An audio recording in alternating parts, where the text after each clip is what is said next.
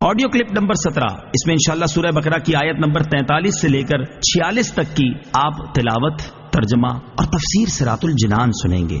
بسم اللہ الرحمن الرحیم۔ ترجمہ: اللہ کے نام سے شروع جو نہایت مہربان رحمت والا ہے۔ وَأَقِيمُوا الصَّلَاةَ وَآتُوا الزَّكَاةَ وَارْكَعُوا مَعَ الرَّاكِعِينَ۔ ترجمہ: اور نماز قائم رکھو اور زکوٰۃ ادا کرو اور رکوع کرنے والوں کے ساتھ رکوع کرو۔ وَأَقِيمُوا الصَّلَاةَ، اور نماز قائم رکھو۔ اس سے پہلی آیات میں یہودیوں کو ایمان لانے کا حکم دیا گیا، پھر انہیں حق کو باطل کے ساتھ ملانے اور نبی کریم علیہ الصلوۃ والسلام کی نبوت کے دلائل چھپانے سے منع کیا گیا۔ اب ان کے سامنے وہ شرعی احکام بیان کیے جا رہے ہیں جو ایمان قبول کرنے کے بعد ان پر لازم ہیں۔ چنانچہ فرمایا گیا کہ اے یہودیوں، تم ایمان قبول کر کے مسلمانوں کی طرح 5 نمازیں ان کے حقوق اور شرائط کے ساتھ ادا کرو، اور جس طرح مسلمان اپنے مالوں کی زکوٰۃ ادا کرتے ہیں اسی طرح تم بھی اپنے مالوں کی زکوٰۃ دو، اور میرے حبیب علیہ الصلوۃ والسلام اور ان کے صحابہ کے ساتھ با جماعت نماز ادا کرو۔ با جماعت نماز ادا کرنے کی اہمیت اور فضائل۔ اس آیت میں جماعت کے ساتھ نماز ادا کرنے کی ترغیب بھی ہے، اور احادیث میں جماعت کے ساتھ نماز ادا کرنے کے کثیر فضائل بیان کیے گئے ہیں۔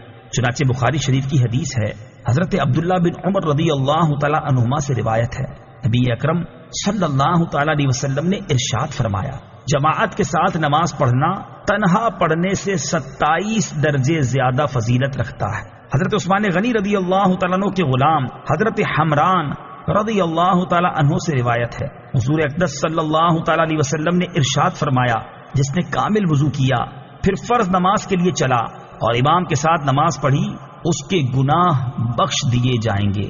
أَتَأْمُرُونَ النَّاسَ بِالْبِرِّ وَتَنسَوْنَ أَنفُسَكُمْ وَأَنتُمْ تَتْلُونَ الْكِتَابَ أَفَلَا تَعْقِلُونَ۔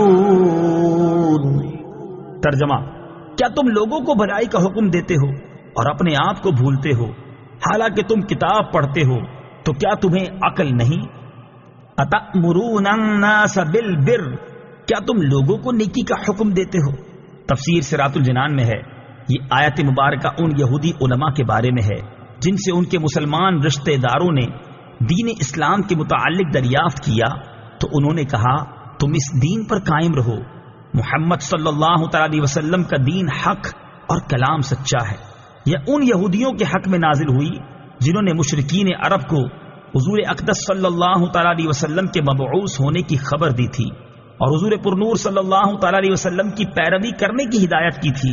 پھر جب نبی پاک علیہ الصلوۃ والسلام مبعوث ہوئے تو یہ ہدایت کرنے والے حسد سے خود کافر ہو گئے، تو انہیں فرمایا گیا کہ لوگوں کو نیکی کا حکم دیتے ہو اور خود کو بھلاتے ہو۔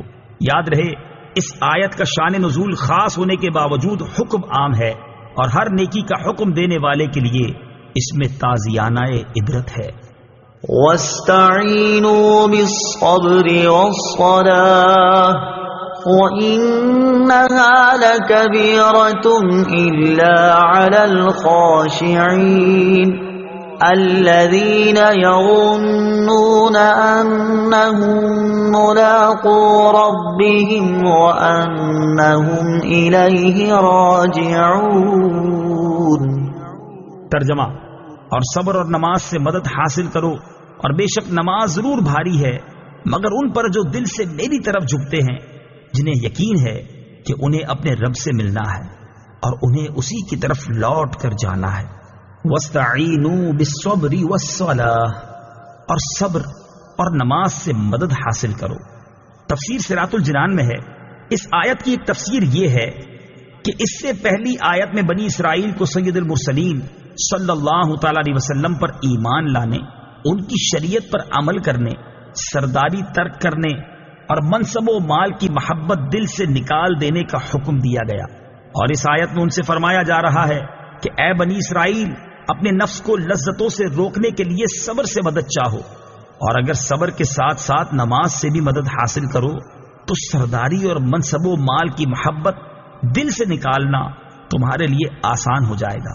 بے شک نماز ضرور بھاری ہے، البتہ ان لوگوں پر بھاری نہیں جو دل سے میری طرف جھکتے ہیں۔ دوسری تفسیر یہ ہے کہ اے مسلمانوں، تم رضائے الہی کے حصول اور اپنی حاجتوں کی تکمیل میں صبر اور نماز سے مدد چاہو۔ سبحان اللہ، کیا پاکیزہ تعلیم ہے! صبر کی وجہ سے قلبی قوت میں اضافہ ہے، اور نماز کی برکت سے اللہ تعالیٰ سے تعلق مضبوط ہوتا ہے، اور یہ دونوں چیزیں پریشانیوں کو برداشت کرنے اور انہیں دور کرنے میں سب سے بڑی معاون ہیں۔ انہا لکبیرۃ الا علی الخاشعین، بے شک نماز ضرور بھاری ہے مگر ان پر جو دل سے میری طرف جھکتے ہیں۔ تفسیر صراط الجنان میں ہے، آیت کے اس حصے اور اس کے بعد والی آیت کا خلاصہ یہ ہے کہ گناہوں اور خواہشات سے بھرے ہوئے دلوں پر نماز بہت بوجھل ہوتی ہے، اور عشق و محبت الہی سے لبریز اور خوف خدا سے جھکے ہوئے دلوں پر نماز بوجھ نہیں، بلکہ نماز ان کے لیے لذت و سرور اور روحانی و قلبی معراج کا سبب بنتی ہے۔ اور یہ وہ لوگ ہیں جو اپنے رب عز و جل سے ملاقات پر یقین رکھتے ہیں اور اس مولا کریم کے دیدار کی تڑپ رکھتے ہیں۔ اس میں بشارت ہے کہ آخرت میں مومنین کو دیدار الہی کی نعمت نصیب ہوگی، نیز اللہ تعالیٰ سے ملاقات اور اس کی طرف رجوع میں ترغیب و ترہیب دونوں ہیں، اور ان دونوں کو پیش نظر رکھنا نماز میں خشوع پیدا ہونے کا ذریعہ ہے۔ گویا نماز میں خشوع و خضوع قائم رکھنے کا حکم بھی دیا اور اس کے حصول کا طریقہ بھی بتا دیا۔